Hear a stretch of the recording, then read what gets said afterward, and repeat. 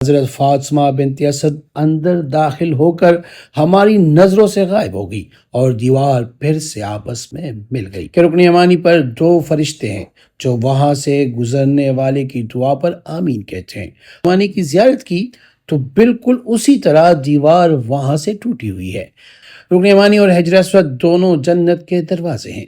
ایک راز سے پردہ، خانہ کعبہ کے جنوبی گوشے رکن یمانی سے متعلق پر اسرار حقیقت۔ سامعین کرام، آج ہم چلتے ہیں دنیا کے مقدس ترین مقام بیت اللہ شریف کی طرف، جہاں ہر پتھر، ہر کونا، ہر خوشبو ایمان کی تازگی بخشتی ہے۔ انہی گوشوں میں ایک ہے رکن یمانی، وہ مقام جس نبی اکرم صلی اللہ علیہ وآلہ وسلم نے اپنے دست مبارک سے چھوا اور جس کے پاس کی جانے والی دعا رد نہیں ہوتی۔ آج اٹھائیں گے ایک راز سے پردہ، خانہ کعبہ کے جنوبی گوشے رکن یمانی سے متعلق پر اسرار حقیقت ایک عجیب راز بن چکی ہے۔ خانہ کعبہ کے جنوبی گوشے رکن یمانی میں دراڑیں پڑی ہوئی ہے۔ پورا کعبہ سیاہ پتھر سے ڈھکا ہوا ہے، لیکن رکن یمانی میں بڑی دراڑوں کے سٹیل کی راڈوں اور سیمنٹ وغیرہ سے جوڑنے کی کوشش کی گئی ہے۔ ایسا لگتا ہے کہ یہ کونا باوجود مرمت کے بار بار پھٹ جاتا ہے اور اس کی مرمت ہوتی رہتی ہے۔ رکن یمانی خانہ کعبہ کے جنوبی ایک کونا رکن شامی، ایک رکن عراقی اور ایک رکن حجر اسود ہے۔ حجر اسود کی طرح رکن یمانی کا استلام مستحبات طواف میں سے ہے، تاہم رکن یمانی کی حد تک استلام سے مراد یہ ہے کہ اپنے دونوں ہاتھوں کی ہتھیلیوں سے یا صرف دائیں ہتھیلی سے رکن یمانی کو مس کرے، اور جب ہجوم کی وجہ سے اس کو مس کرنے سے عاجز ہو تو اشارے سے اس کا استلام کیا جاتا ہے۔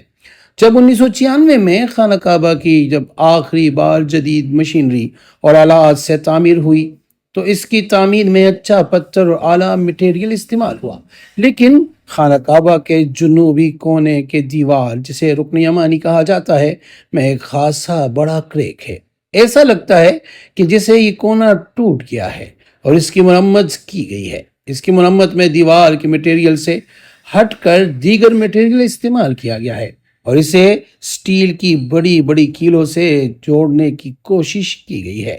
کیسی حیرت انگیز بات ہے کہ پورے خانہ کعبہ کی مکمل طریقے سے تعمیر و تزئین کی گئی تو یقیناً رکن یمانی کی بھی کی گئی ہوگی، تو کیا وجہ ہے کہ یہاں کونے میں چوڑی دراڑیں پڑی، اور اگر پڑ گئی تھی تو ان کو پاٹ کر دوبارہ باقی تمام کونوں کی طرح سیاہ پتھر سے کیوں نہیں پاٹا گیا؟ اس جدید سائنس اور ٹیکنالوجی کے دور میں بھی خانہ کعبہ کا کونا ٹوٹ گیا اور اس کی درست انداز میں مرمت بھی نہیں ہو سکی۔ کچھ عرصہ پہلے میں نے یوٹیوب میں خانہ کعبہ کی ویڈیو دیکھی تھی جن میں رکن یمانی بھی شامل تھا، اور حقیقت میں رکن یمانی میں کریک ہے۔ جب میں یہاں آیا میں نے کعبے کی زیارت کی اور رکن یمانی کی زیارت کی تو بالکل اسی طرح دیوار وہاں سے ٹوٹی ہوئی ہے جسے بڑی بڑی کیلوں سے آپس میں کونے کو جوڑا ہے، اور ایسا لگتا ہے کہ دیوار کا یہ جوڑ کچھ ہی عرصہ بعد جوڑنے کے بعد پھر ٹوٹ جاتا ہے،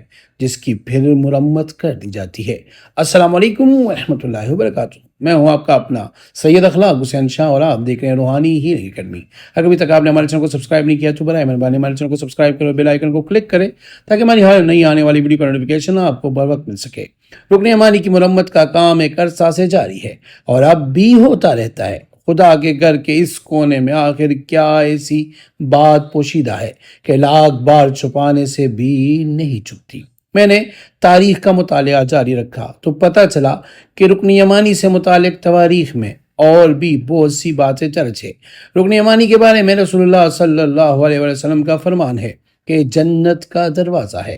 رکن یمانی اور حجر اسود دونوں جنت کے دروازے ہیں۔ حضرت عبداللہ بن عمر رضی اللہ تعالیٰ عنہ فرماتے ہیں کہ رکن یمانی پر دو فرشتے ہیں جو وہاں سے گزرنے والے کی دعا پر آمین کہتے ہیں۔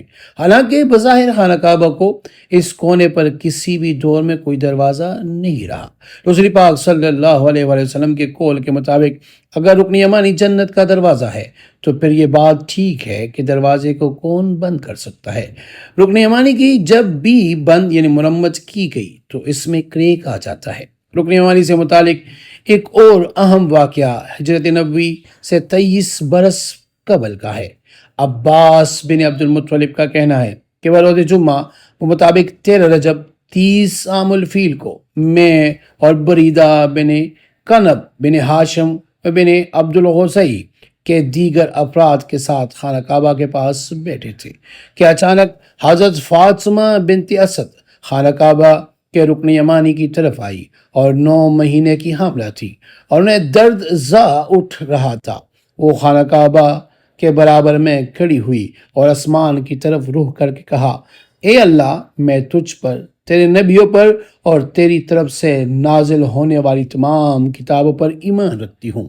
میں اپنے جد ابراہیم علیہ السلام کے کلام کی اور اس بات کی تصدیق کرتی ہوں کہ اس گھر کی بنیاد انہوں نے رکھی۔ بس اسے گھر، اس کے معمار اور اس بچے کے واسطے سے جو میرے شکم میں ہے اور مجھ سے باتیں کرتا ہے، جو کلام کے ذریعے میرا انیس ہے اور جس کے بارے میں مجھے یقین ہے کہ یہ تیری نشانیوں میں سے ایک ہے، اس کی پیدائش کو میرے لیے آسان فرما۔ عباس بن عبد المطلب اور بریدہ بن کنب کہتے ہیں کہ جب فاطمہ بنت اسد رضی اللہ تعالیٰ عنہما نے یہ دعا کی تو خانہ کعبہ کی پشت کی دیوار پھٹی اور حضرت فاطمہ بنت اسد اندر داخل ہو کر ہماری نظروں سے غائب ہو گئی اور دیوار پھر سے آپس میں مل گئی۔ ہم نے کعبہ کے دروازے کو کھولنے کی کوشش کی تاکہ ہماری کچھ عورتیں ان کے پاس جا سکے، لیکن در کعبہ نہ کھل سکا۔ اس وقت ہم نے سمجھ لیا کہ یہ امر الہی ہے۔ فاطمہ بنت اسد 3 دن تک خانہ کعبہ میں رہی۔ یہ بات اتنی مشہور ہوئی کہ مکہ کے تمام مرد وزن کئی دنوں تک گلی کوچوں میں ہر جگہ اسی بارے میں بات چیت کرتے نظر آتے تھے۔ کتابوں میں یہ صراحت کے ساتھ ملتا ہے کہ پشت کعبہ وہ مقام ہے جو رکن یمانی کہلاتا ہے۔ 5ویں صدی کے سنی عالم ابن معازلی اپنی کتاب میں زید بنت قریبہ بن اجلان قبیلہ بن سعد سے روایت کرتے ہیں کہ 13 رجب 30 عام الفیل کو میری ماں ام امارہ بنت عبادہ بن نزلہ بن مالک بن اجلان سہنکیابہ میں کچھ عرب عورتوں کے ساتھ بیٹھی تھی کہ ابو طالب غمگین حالت میں ان کے پاس سے گزرے تو میری ماں نے ان سے پوچھا کہ اے جناب ابو طالب، آپ کے کیا حال ہے؟ جناب ابو طالب نے مجھ سے کہا کہ اب فاطمہ بنت اسد درد زا سے تڑپ رہی ہے۔ یہ کہہ کر انہوں نے اپنے ہاتھ ماتھے پر رکھا تاکہ اچانک محمد مصطفیٰ صلی اللہ علیہ وآلہ وسلم وہاں پر تشریف لائے اور پوچھا کہ چچا، آپ کے کیا حال ہے؟ جناب ابو طالب نے جواب دیا کہ فاطمہ بنت اسد درد زا سے پریشان ہے۔ پیغمبر خدا نے جناب ابو طالب کا ہاتھ پکڑا اور فاطمہ بنت اسد کی طرف گئے اور پھر دونوں کا ہاتھ پکڑ کر کعبے میں چلے گئے اور ایک کونے میں لے جا کر جناب فاطمہ بنت اسد کو بٹھا دیا گیا۔ ام امارہ فرماتی ہے کہ تھوڑی دیر بعد فاطمہ بنت اسد ایک ناب بریدہ بچے کو جنم دیا۔ جناب ابو طالب نے اس بچے کا نام علی رکھا اور پیغمبر اسلام حضرت محمد مصطفیٰ صلی اللہ علیہ وسلم انہیں گھر لے کر آئے۔ تواریخ میں صراحت کے ساتھ یہ درج ہے کہ کعبہ کی یہ جائے پیدائش رکن یمانی کا اندرونی حصہ تھا کہ جہاں رسول خدا صلی اللہ علیہ وآلہ وسلم نے جناب فاطمہ بنت اسد کو لے جا کر بٹھایا تھا۔ شاہ ولی اللہ محدث دہلوی نے اپنی کتاب ازال الخفائی، حافظ گنجی شافی اپنی کتاب کفائل طالب، علامہ امینی اپنی کتاب الغدیر، ابن معازلی نے اپنی کتاب مناقب اور ابن سبا حاکم نشاپوری، حافظ گنجی شافی، علامہ ابن سبا مالکی، احمد بن عبد الرحمن دہلوی، علامہ ابن جوزی جنفی، ابن معازلی شافی، علامہ سکتواری بسنوئی، علامہ محمد امین انصاری حنفی لکھنوی، صفی الدین حضرمی شامی، حافظ شمس الدین ذہبی، علوسی بغدادی، عبدالحق بن سیف الدین دہلوی اپنی کتاب مدارج النبوہ، موفق ابن احمد جو خطیب خوارزمی اپنی کتاب مناقب، شیخ محمد بن حسن عباس محمود عقاد، علامہ صفوری، علامہ برہان الدین حلبی شافی، باکثیر حضرمی، مولوی اشرف، علامہ سعید گجراتی نے واضح طور پر اپنی اپنی کتابوں میں تحریر کیا ہے کہ حضرت علی کرم اللہ وجہ الکریم بروز جمعہ 13 رجب 30 عام الفیل کو वस्त काबा में जनाब फातिमा बिनत असद के बतन से पैदा हुए और आपके अलावा न आप से पहले और न आपके बाद कोई खाना काबा में पैदा हुआ। ये शर्फ सिर्फ मौलूद काबा अली इब्न अबी तालिब रदियल्लाहु तआला अन्हु को ही हासिल है। दूसरी तरफ मुअर्रिखीन और उलमा के एक ग्रोह इस वाक़ये की सेहत से इनकार करता है। नहजुल बलागा के शारिह अल्लामा बिन अबी हदीद इस रिवायत को नकल करने के बाद फरमाते हैं कि सैयदना अली करमल्लाहु वजहुल करीम की जाए पैदाइश के बारे में इख्तिलाफ है, ताहम मुहद्दिसीन कराम ने मौला अली के मौलूद काबा को तस्लीम नहीं किया है और इस रवायत को महज झूठ व एहतराज करार दिया है। इनका ख्याल है कि काबा में जिनकी विलादत हुई वो हकीम बिन हज़ाम बिन खोली थे।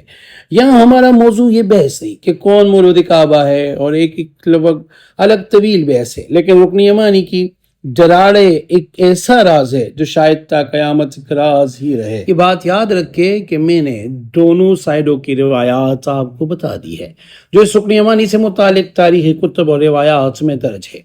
इस रिवायात जो आपके साथ शेयर किए इससे कतई नज़र रुकन यमानी की दराड़े अब भी एक राज है और ये कोई ख़त्मी वजह बयान नहीं की जा सकती, लिहाजा इसको किसी भी फ़िरके के तनाजुर में न लिया जाए। बेशक अल्लाह ताला ही इसकी हकीकत से मुआकिफ है। जब आप जब भी हज या उम्रे पे आए, जब तवाफ करते हुए रुकन यमानी के करीब पहुंचे तो अगर मुमकिन हो तो हाथ से छुए, लेकिन बोसा देने की कोशिश में धक्कम बेल ना कर दुआ मांगे, क्योंकि यहाँ मांगी हुई हर दुआ कबूल होती है। क्योंकि रुकन यमानी सिर्फ एक काबे का कोना नहीं, ये वो मकाम है जहाँ आसमानी बरकतें उतरती है, जहाँ दुआएं कबूल होती है और जहाँ हर मोमिन के दिल आजी से झुक जाता है। अल्लाह हमें बार बार तवाफ़ काबा की सादत दे और रुकन यमानी के पास अपनी कबूलियत का लम्हा नसीब फरमाए।